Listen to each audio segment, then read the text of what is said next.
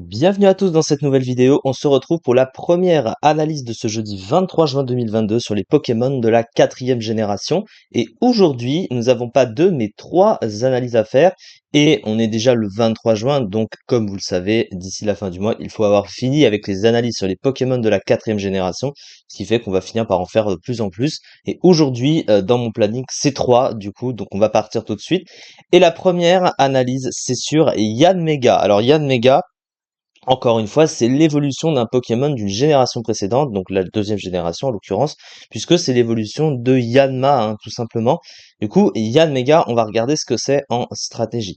Alors, on commence par le type, évidemment, il a le type insecte et vol. Alors, insecte et vol en stratégie, c'est un type qui est mitigé, parce que défensivement, c'est considéré comme un mauvais double type, globalement, même s'il a des résistances utiles, encore une fois, hein, puisqu'il a une immunité sol, il a une double résistance combat, hein, c'est deux des trois types de coverage super efficaces sur le type acier, donc tu sais que quand tu les as en résistance ou en immunité, c'est très fort. Il a une résistance insecte, résistance plante également, une double résistance plante, pardon.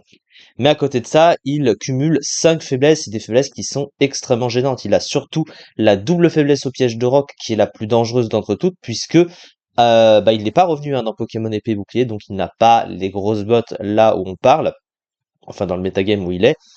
Et il a 4 faiblesses gênantes à côté au type électrique, feu, vol et glace. Donc défensivement, c'est vrai que c'est un mauvais double type. Offensivement, c'est un double type correct. Alors de base, le double stab est résisté par le type acier, mais il se trouve qu'il a un talent qui l'aide à faire des dégâts sur le type acier, entre guillemets. On va voir pourquoi après. Heu, Après, le double type est pas tant résisté, que ça. Il y a 77 Pokémon qui y résistent et 370 Pokémon sur lesquels il est super efficace. Donc, on va dire que c'est moins pire, qu'autre chose. C'est pas non plus un si mauvais double type offensif que ça. En fait, ce qu'il y a, c'est que c'est le type insecte, hein, qui nerf le type vol, autant défensivement et offensivement.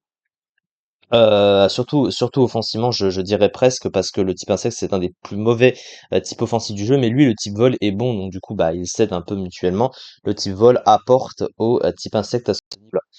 Au niveau ensuite des trois talents du Pokémon. Le premier, c'est Frisk, hein, qui veut dire fouille, je crois, en français, voilà.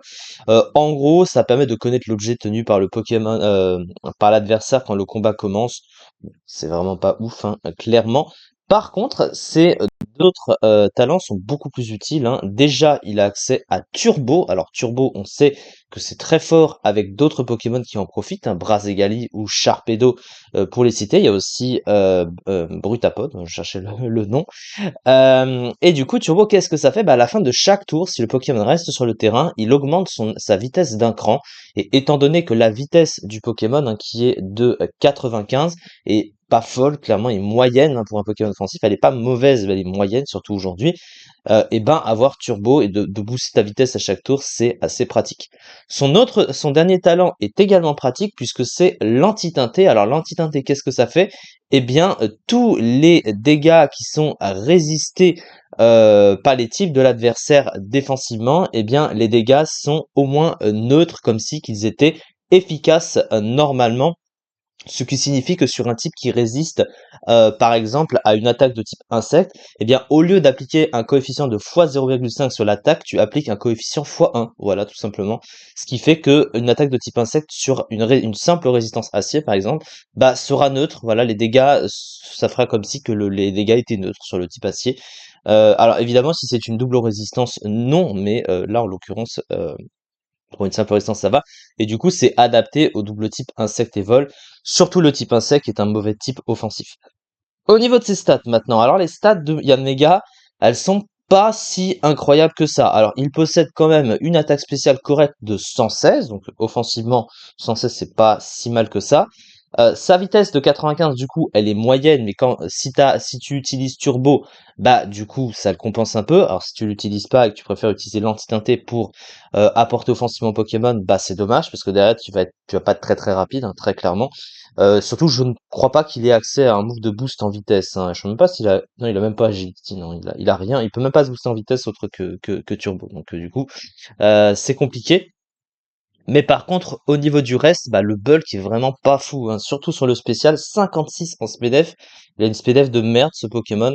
Et 86 en défense, 86 en PV, c'est pas génial. Donc c'est un bulk fragile, clairement.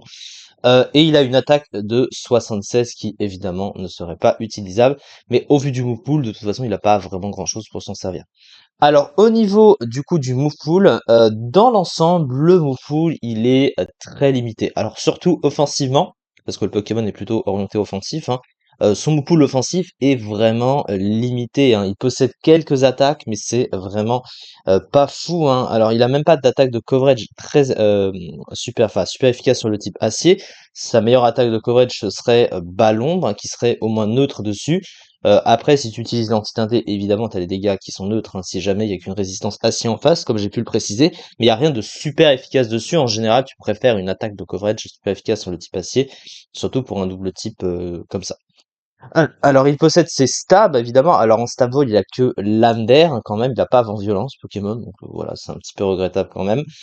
Mais à côté, il a Bourdon, voilà, en stab qui au moins est stabé et passe les clones. Il a demi-tour pour pivoter, qui a le stab aussi, même si c'est moins fort.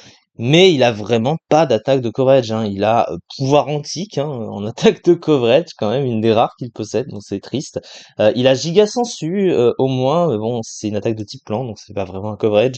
Il a Psycho, qui apporte un coverage neutre, peut-être, qui peut peut-être servir, je ne sais pas. Son mot pool de soutien à côté, il est également très limité, hein. Il possède hypnose, atterrissage, au moins pour se soigner, et anti-brume, mais pas grand-chose de plus. Son gros problème, évidemment, sur le terrain, en tant que Pokémon offensif, et surtout par rapport à son type, les pièges de roc. Ça, c'est un gros problème, parce qu'il n'avait pas accès aux grosses bottes, hein, à ce niveau-là. Ouais, du coup, ça veut dire qu'à chaque fois qu'il prend les pièges de rock sur le terrain, il perd la moitié de sa barre de vie. Et déjà qu'il est très fragile de base, mais il en faut pas beaucoup pour le tuer. Donc déjà il peut même pas se booster, hein, j'ai pas précisé, mais il a pas de move de setup, hein, il a pas de danse lame, il a pas plénitude, il a même pas papillodance, hein, pour un type insecte. Donc du coup, offensivement, ce Pokémon est trop moyen, trop mal adapté, j'ai envie de dire, parce que bah il y a rien pour renforcer son potentiel offensif, alors que pourtant ça aurait dû, hein, parce que si tu compares, alors Sharpedo, il a pas de move de boost, mais il tape plus fort, et il a des attaques offensives adaptées. Avec Turbo, il peut mettre des dégâts, même si c'est des dégâts, on va dire, sans boost, hein, globalement, ça peut être, c'est beaucoup plus, c'est dangereux quand même. Il a 4 points de plus sur l'équivalent en attaque physique. Il peut même parfois se servir de son attaque spéciale. Mais lui, pour le coup, c'est trop mal adapté, hein. Il y a vraiment pas de choses qui le rendent plus fort que ça ou qui permettent d'exploiter son potentiel offensif. Et ça, c'est vraiment triste parce qu'il aurait mérité beaucoup plus que ça. Alors, une excellente statistique en attaque spéciale et une bonne statistique en vitesse, deux excellents talents, l'anti-teinté et turbo, mais une mauvaise statistique en défense spéciale, un double type très mauvais lui faisant perdre 50% de points de vie sur les pièges de roc. Du coup, dans les usages que j'ai, il n'atteignait que la 67e place du rarely used avec 2,1%, donc ce qui est vraiment faible, hein. Évidemment, il est très mal classé, enfin il était très mal classé. Et c'est dommage parce que bah il avait peut-être un potentiel exploitable mais qui n'a pas été suffisamment exploité et du coup il est pas très ouf ce Pokémon. C'est ça en tout cas du coup pour cette vidéo. On se retrouve pour les deux autres analyses du jour. Si je les fais ensemble les deux prochaines analyses, vous allez comprendre pourquoi. En tout cas, merci beaucoup de m'avoir suivi pour cette vidéo aussi et à très vite pour la suite.